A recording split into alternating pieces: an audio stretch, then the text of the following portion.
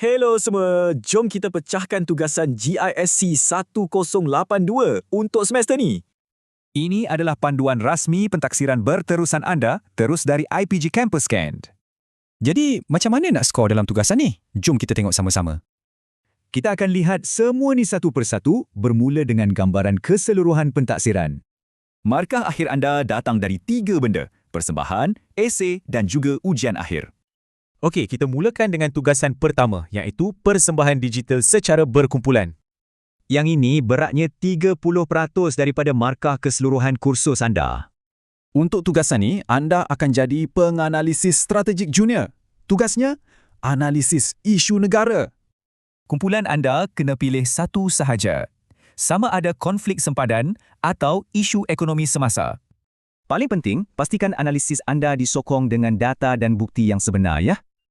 Ada bahagian yang menarik. Tugasan ni sebenarnya ada kaitan dengan kursus lain. Anda mesti kaitkan isu negara tadi dengan kesan pada pendidikan dan peranan anda sebagai guru. Okey, selesai tugasan 1. Sekarang kita tengok tugasan kedua, esei akademik individu. Yang ini paling besar. 40% markah akhir anda datang dari sini. Fokus anda kat sini ialah isu rasuah negara dengan menggunakan data CPI. Data sebenar macam inilah yang anda akan guna untuk tunjukkan betapa seriusnya isu ni. Jadi, analisis data, bincang kesan dan paling penting, cadangkan solusi yang bernas.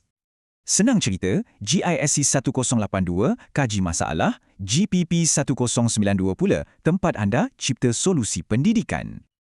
Dan yang terakhir, jom kita sentuh sikit pasal ujian akhir dan peraturan penting. Ujian akhir ni merangkumi masa depan Malaysia dan perubahan industri. 3 soalan esei pendek. Untuk semua kerja bertulis, tolong ikut format ni betul-betul ya.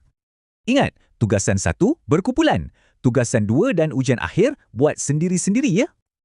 Tugasan ni bukan sekadar kerja kursus. Ia latih anda jadi penganalisis. Semoga berjaya!